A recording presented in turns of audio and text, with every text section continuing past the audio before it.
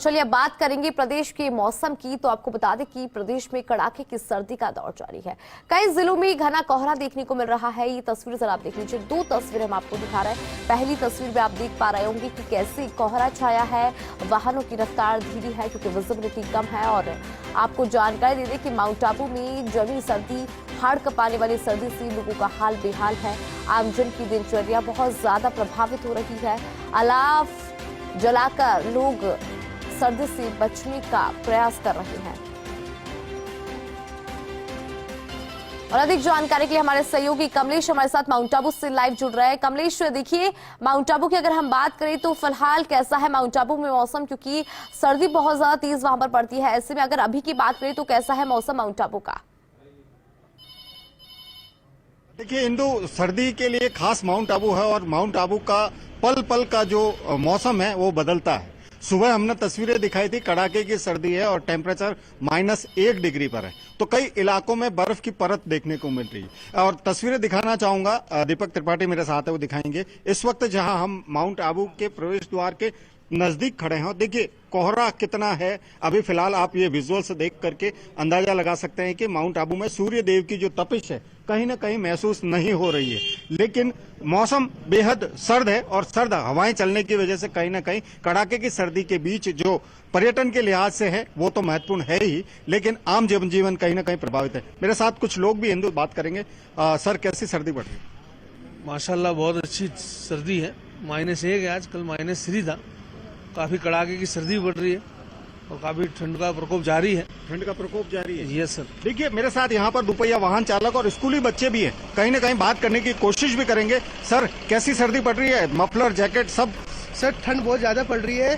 कल के मुताबिक बहुत ज्यादा ठंड है सर। जी सर। तो कुछ बाइक वाइक चलाने में परेशानी? बहुत ज्यादा परेशानी हो रही है सर। हाथ सुन्न हो जाते हैं? हाथ बूट सुन्न हो जाते हैं सर। बाइक भी नहीं चल नहीं पाती? जी सर। देखिए जो दुपहिया वाहन चालक है उनको तो परेशानी है। स्कूली बच्चे हैं, कौन सी स्कूल में पढ़ते बेटा?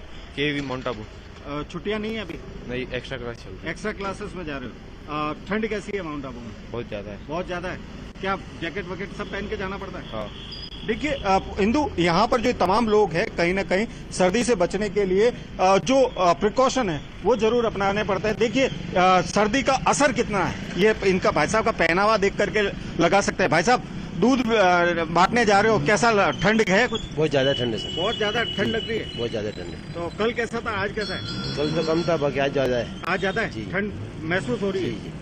देखिए ये तो तमाम लोग हैं, कहीं ना कहीं इंदु सर्दी से बचने का जो प्रयास है वो तो किया जाना आवश्यक है, क्योंकि सर्दी कहीं ना कहीं माउंट आबू में ज्यादा है और टेम्परेचर जो है -1 डिग्री पर है। तो ऐसे में आने वाले जो दिन है कहीं ना कहीं सर्द भरे होंगे और इस सर्दी से बचने के लिए लोग घरों के बाहर अलाव जलाकर सर्दी से बचने का प्रयास करेंगे और गर्म नाश्ता हो तो चीजें अलग हो जाती है। इंदु देखिए दुकानें हालांकि माउंट आबू में लेट खुलती है और उसके बाद जो नजारे यहाँ पर होते हैं, चूंकि सर्दी से बचने के लिए गर्म नाश्ता हो, चाय की चुस्कियां हो, तमाम जो चीजें हैं वो यदि होती है तो बेहतर माना जाता है स्वास्थ्य के लिए भी। तो देखिए यहाँ पर जो गुजरात और राजस्थान के जो कल्चर है उसके रिगार्डिंग यहाँ पर नाश्ते बनाए जाते हैं। तो ये तस्वीरें भी अपने दर्शकों को दिखाऊंगा कि सर्दी के बीच जो टूरिज्म है, टूरिज्म तो अच्छा ही है, लेकिन सर्दी के बीच जो गर्म नाश्ता है उसको करने का जो आनंद है कुछ अलग है। अंकल, सर्दी कैसी है? सर्दी बहुत है। बहुत है। लोग नाश्ता करने कैसे आ रहे हैं सुबह? सुबह तो बहुत कम आते हैं, लेट आते हैं। तो 9 साढ़े 9 बजे आते हैं। भीड़ कैसी रहती है सर्दी में?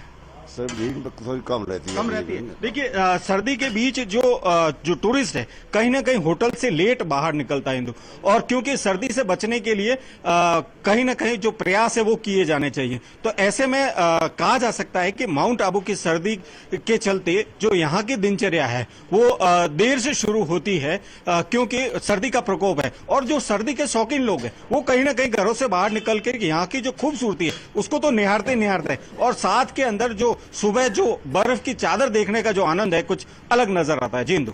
बिल्कुल कमलेश, जैसे कि अभी आप तस्वीरें दिखा रहे थे तो तस्वीरें में हम देख पा रहे थे कि जो सूर्य देव है आज उनके दर्शन हुए हैं। तो यहाँ पर तो उम्मीद ये की जा रही थी कि जब सूर्य देव के दर्शन हुए हैं तो कुल मिलाकर जो सर्दी है उसमें कमी आएगी। लेकिन जिस तरह से अभी आपने बात लोगों से की तो लोग तो कह रहे हैं कि जितनी सर्दी कल थी उससे ज्यादा सर्दी आज है। तो सूर्य देव के दर्शन हो रहे हैं लेकिन उसके बाद भी सर्दी का जो तेवर है वो वैसा का वैसा नजर आ रहा है।